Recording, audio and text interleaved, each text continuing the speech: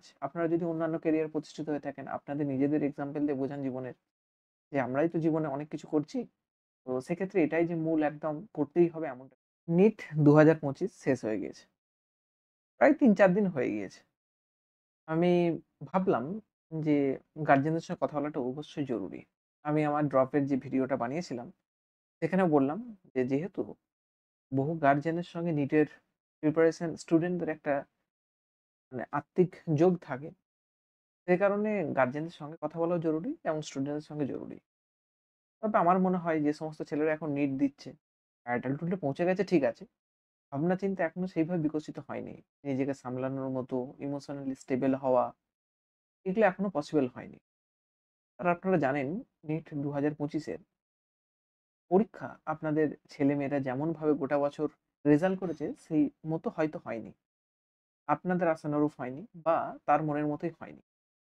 বহু স্টুডেন্ট ভেঙে পড়েছে, বহু গার্ডিয়ান আমাকে মেসেজ করছেন, বহু স্টুডেন্ট মেসেজ করছে যে, "এই নাম্বারে কি মেডিকেল পাবো?" বা "আমার তো এতগুলো ড্রপ হয়ে গেছে, এত খারাপ নাম্বার আসছে, আমি কি করব?" তো আমার এই মুহূর্তে মনে হলো যে একটা স্টুডেন্টকে বোঝার জন্য আমি যেমন একটা আ ভাই বা দাদা হিসেবে গাইডেন্স দিতে পারি, একইভাবে আপনারা যারা বাড়ির কাছের নিজের ছেলেটাকে রেখে মানুষ করছেন, তাদের ভূমিকাটা অনেকটা বেশি। তাদের সঙ্গে একটুখানি যদি কথা বলতে পারি আমার মনে হয় ভালো হয়। আমি নিজেও তো একসময় নিটের স্টুডেন্ট ছিলাম এবং ড্রপ নিয়ে ফেল হয়েছিলাম। তারপরে পরিশ্রম করে সফল হয়েছি। তো সেইজন্য আমার মনে হলো যে আমার প্রতি আমার বাবা-মায়ের কি ধারণা ছিল, আমার প্রতি কি অ্যাপ্রোচ ছিল, সেগুলো যদি আপনাদের সঙ্গে একটুখানি আমি আলোচনা করি, হয়তো আপনাদের ছেলেদিকে বুঝতে সুবিধা হবে। তাদের প্রতি একটা আশ্বাস জন্মাতে পারে। একটা সঠিক ধারণা আপনারা পেতে পারেন যে আমার ছেলে সঠিক কাজ করছে তো এই জিনিসগুলোই। তো আ বিষয়টা হচ্ছে নিট ২০২৫ এর পেপারটা সত্যিই একটুখানি টাফ ছিল। একটুখানি টাফ বলা ভুল, অনেকটাই টাফ ছিল। ফিজিক্সটা বেশি করে টাফ ছিল। আপনাদের ছেলেমেয়েরা যারা প্রিপারেশন করেছে, অনেকজন হয়তো শিক্ষিত। দেখেছেন ছেলেমেয়ে কোথা থেকে প্রিপারেশন করছে, কি বই পড়ছে। কারণ আমার মনে হয় একটা ছেলে নিজে প্রিপারেশন করলে শুধু একা করে না, গোটা ফ্যামিলিই করে।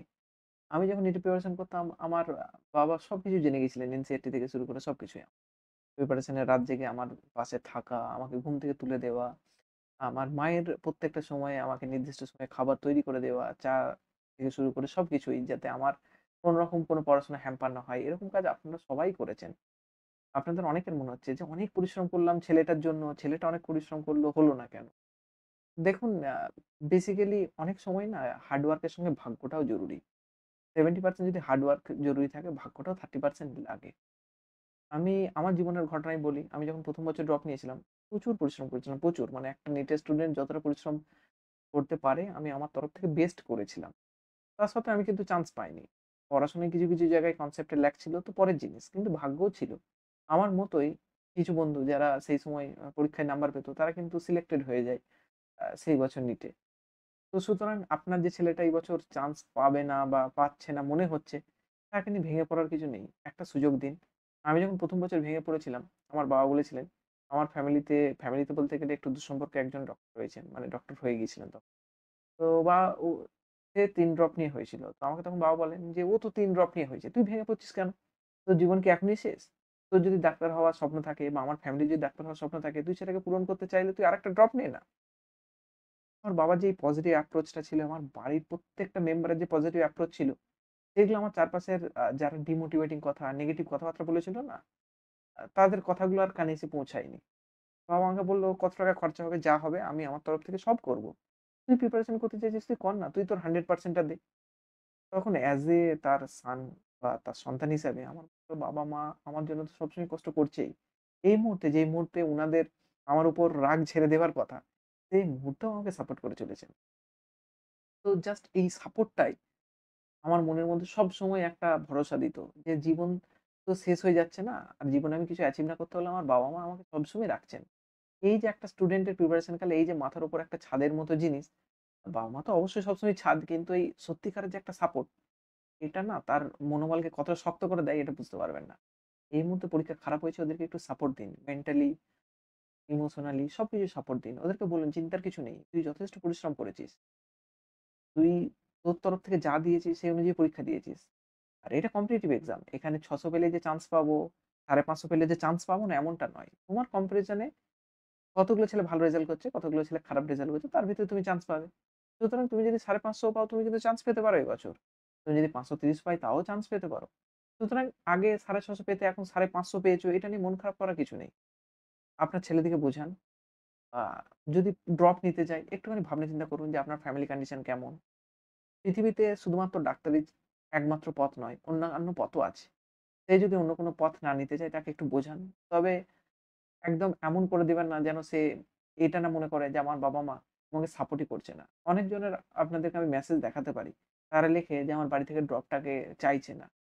তো এই ধরনের মানে স্টুডেন্টের উপর ভার চাপিয়ে দেবেন না যে ও কিছু চাইছে একটা আপনারা অন্য কিছু চাইছেন। একটুখানি সময় দিন না। হ্যাঁ, ডাক্তার হওয়ার জন্য ৩ থেকে ৪ বছরের ড্রপের বেশি নেওয়াটা একদমই উচিত নয়। মেক্সিমাম ৩ টে ড্রপ পর্যন্ত আমার মনে হয় ঠিক আছে। কারণ বিএসসি, এমএসসি যেকোনো লাইনে গেলেই ২-৩ বছর লেগে যায় প্রতিষ্ঠিত হওয়ার জন্য।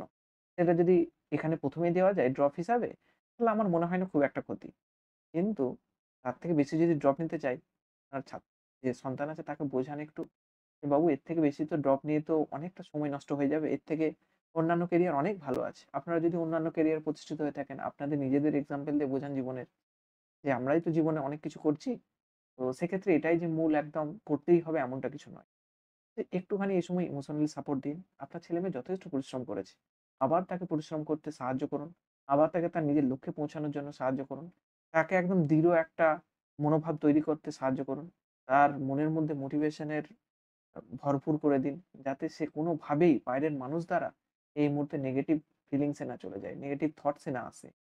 বা নিজের মধ্যেই নিজেকে নিয়ে ডাউট না তৈরি হয়। এর জন্য সবথেকে প্রয়োজনীয় বাড়ির মানুষের পাশে থাকা।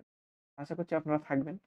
আর আমার যদি কোনো সহায়তা লাগে অবশ্যই কমেন্ট বক্সে কমেন্ট করতে পারেন বা হোয়াটসঅ্যাপ করতে পারেন।